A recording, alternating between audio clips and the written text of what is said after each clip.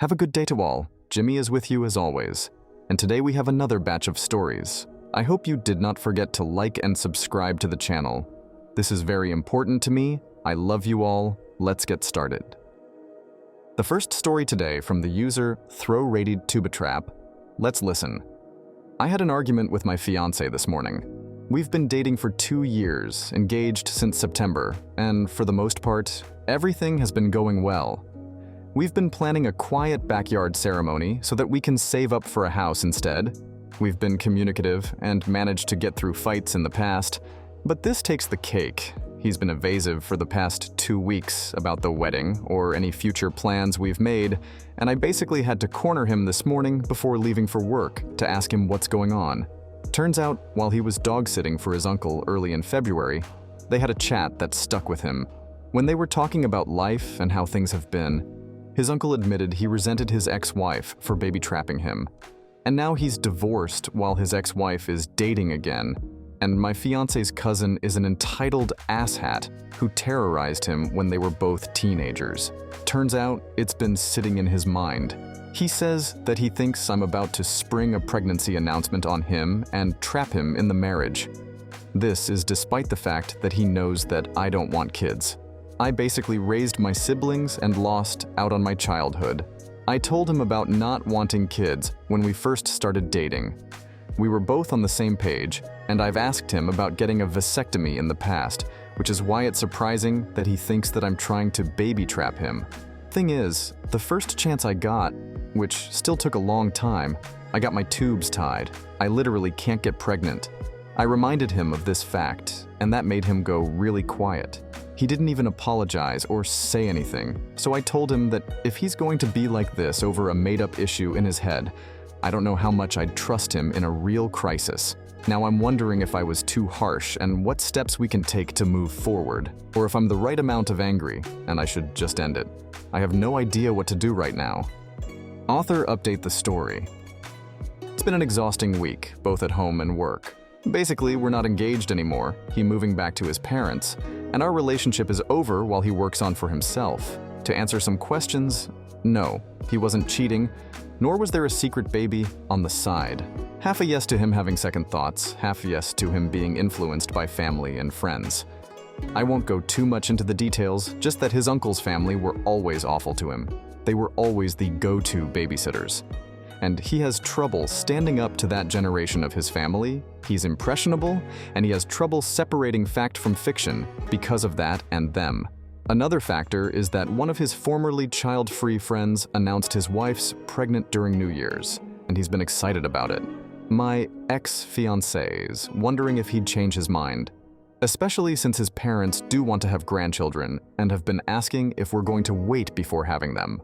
After dog-sitting for his uncle, apparently all that combined in his mind that I changed my mind and I'd surprise him about it, which is the core of the matter for me. Whether he forgot I had my tubes tied doesn't matter. He was projecting his fears, anxiety, and trauma onto me and punishing me for something that I didn't even do or say, and then made me out to be a deceptive partner because of that projection. He stopped trusting me because he was afraid of what the warped version he built up in his mind might do. That wasn't okay, and that's why I ended it. He's been moving his stuff out all week, and he told me he's going back into therapy. His parents will be there to help him, and they separately apologized to me. They had no idea how bad his anxiety is. I'll be there to support him as a friend, and I've been trying to say that it's on pause. But typing this out also makes me realize that no matter what, I wouldn't be able to win against those fears, nor can I trust him to ever really fully trust me against them. What I think about it, I don't think your fiancé wants to get married. It's not just the conversation with the uncle. For whatever reason, he is feeling trapped and uses this as an excuse. You need to have a serious talk with him and be open and curious so you get some genuine answers. You are absolutely the right level of angry. I would be feeling extremely distressed, hurt, and confused. Your fiancé didn't communicate there was an issue and he is disrespecting you. I would really reconsider whether I wanted to marry someone who has this mindset. Hence the conversation, so you can get to the root cause. Take care, OP. Let's see the user comment. You can always tell that these men are misogynistic at their core because their narrative surrounding baby trapping only ever involves women tricking men into fathering children they don't want and never forced impregnation. They simply can't conceptualize that this happens to women as well, because it challenges their sexist worldview. But reproductive coercion or abuse is common in abusive relationships. Men will purposefully sabotage BC in order to tie their partner to them and make it more difficult for them to leave, especially if they know their partner won't terminate or they're in a community that makes it impossible. Much easier to achieve now, with Roe having been overturned. But these misogynists only ever complain about these evil women who are supposedly out there tricking countless men into unprotected sleep and then trapping them into a marriage that they presumably agreed to. The next story from the user Dionysus Laios. Let's listen. I, 24 male, recently did a DNA and ancestry test.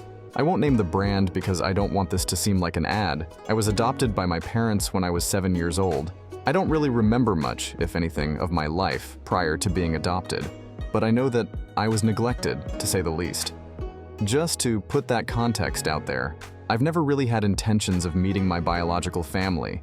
I've always thought they obviously didn't care about me, so why should I waste time caring for them? When I did the DNA test, I knew it was a chance that I would be matched with a close genetic relation, but I never had any intention of messaging with any of them. Even though my parents have been supportive of me finding a connection to my bio family. Anyway, the DNA test came back a few days ago, and I matched with someone who apparently is my biological half-sister. She sent me a long message explaining that she's been searching for me for a while, and she would love to speak and help me build a picture of my biological family. She said that she lived with me and my dad, her stepdad, and our mom when I was young. She was 7 years older than me. And when I was removed into foster care, she moved in with her dad. I read the message, but I haven't responded. And in all honesty, I don't plan to. It's nice that I know someone's out there who cares for me, but I still don't want anything to do with my bio family. My brother, also adopted, Oliver, says that I am being selfish by not responding. He says I should think about what my sister might be thinking. But I don't think he understands since he hasn't always kept a link to his bio family. We ended up getting into a huge, unwise argument over it, and he says that if I wasn't going to respond, I shouldn't have even done the test because now it just gives my sister false hope. I told him he didn't understand what I was going through because he never lost connection with his bio fam, and he said, I'm an unwise for thinking that. We were both probably equally rude. I'm not trying to paint him as a bad person. We had a dumb fight. Author update the story. Thank you all for sharing your points of view. I read almost all of the comments and appreciate all the advice and kind words most people sent out. I decided in the end to take the advice of most of you and send a message to my sister, which said, Hello name. Thank you for reaching out, and I appreciate you sharing that you have been searching for me. As you know, I was taken into foster care at age 5, which I don't remember much of. I was adopted by my mom and dad when I was 7 years old into a loving family. I have been cared for greatly by them and love them with all my heart. I have been to Name University and have graduated with a first-class honors degree in education and am currently working as a teacher. Although I appreciate you reaching out, I am not currently looking for any connection to my biological relatives at this time. I just wanted to send this message to let you know I am well and have had a happy life, being part of my new family. Best of wishes, name. I think that message is all right, and makes it clear I am not looking for any connection. She has read the message but has not responded, although I don't expect her to. Thank you all again for your advice and help with dealing with this stressful situation. What I think about it? Actually sounds like she did. I'm glad he decided to respond.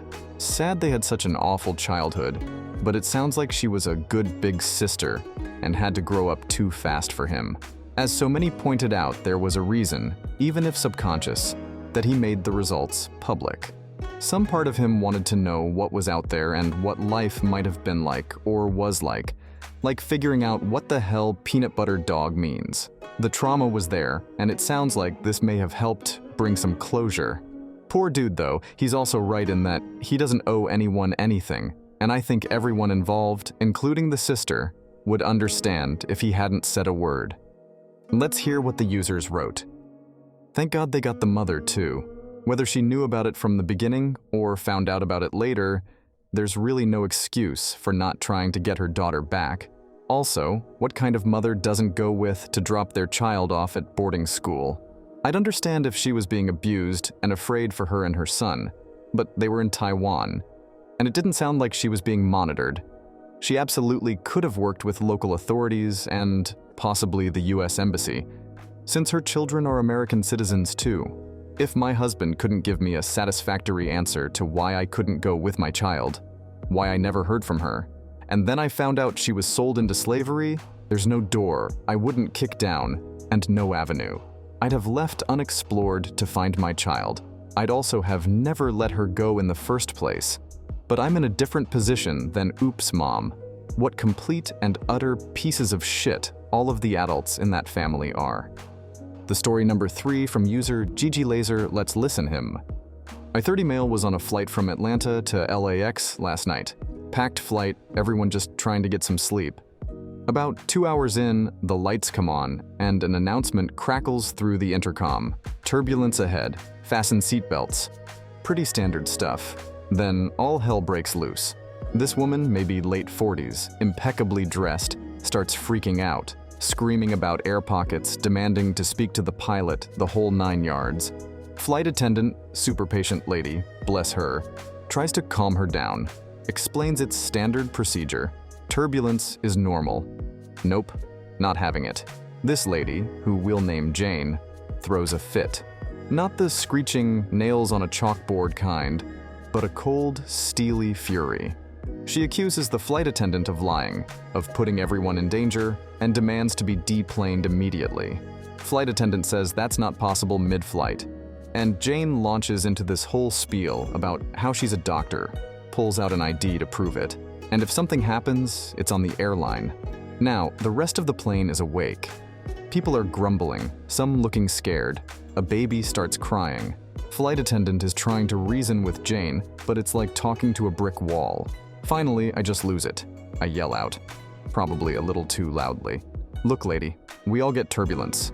It's not a 5-star resort, but it's safe. Sit down and shut up before you get yourself arrested. Everyone stares at me. Jane spins around, eyes blazing, and starts in on me about disrespecting a medical professional. I fire back that a real doctor wouldn't be causing a scene and freaking everyone out. The flight attendant dives in, trying to mediate, but the damage is done. We hit some turbulence. Not terrible, but enough to jostle the plane. Jane freaks again, and some people start getting panicky. I feel awful. Maybe I made things worse. The flight attendant gives me a look that could curdle milk, but then steers Jane away to talk to her privately. By the time we land, things are calmer, but the tension is thick. Jane gives me a withering look as she disembarks, and a few people mutter thanks under their breath. So, Aita? Did I just escalate a bad situation, or was I right to shut down a meltdown that was putting other passengers on edge? I'm honestly not sure. What I think about this story. I'm going to disagree slightly here with you in this situation. Normally, yes, you're 100% right. But this woman was in a hysteria and amping herself up. Calming her down wasn't working. She was spooling herself up more and more. The OP yelling at her broke that cycle. Yeah, she flipped out, but then it was indignation. The OP broke the hysteria. The flight attendants were able to get through to her, move her away from the area, and eventually calm her down. So while I would normally say, yes, stay out of it, this is the one situation where it may have actually helped. Let's see the user comment. Just my little 2 cents. I'm an in-charge FA, and a couple of weeks ago, we had a disruptive passenger. We had to go back to the gate for a maintenance issue and got delayed by about an hour. A man started cussing at everyone and yelling. When I went to see him, he started acting like he did nothing and that I was mistaken. It wasn't him. My FA was being dramatic. Another man cut me off and told him off for me. He told him pretty much everything I had to tell him, which is behave or get off the aircraft. It's sad to say, but when it was coming from me, That disruptive man was playing games but told off by this bigger military man. He shut up and behaved the whole flight. Not a sound came out of his mouth. I obviously don't want other passengers to always get involved, but I was so grateful because it cut the BS immediately. I honestly didn't get the vibe. He would have listened, and having to wait for security to kick him off would have taken so much longer. I'm not saying to always get involved, but I would not have had that situation de-escalated without that man getting involved.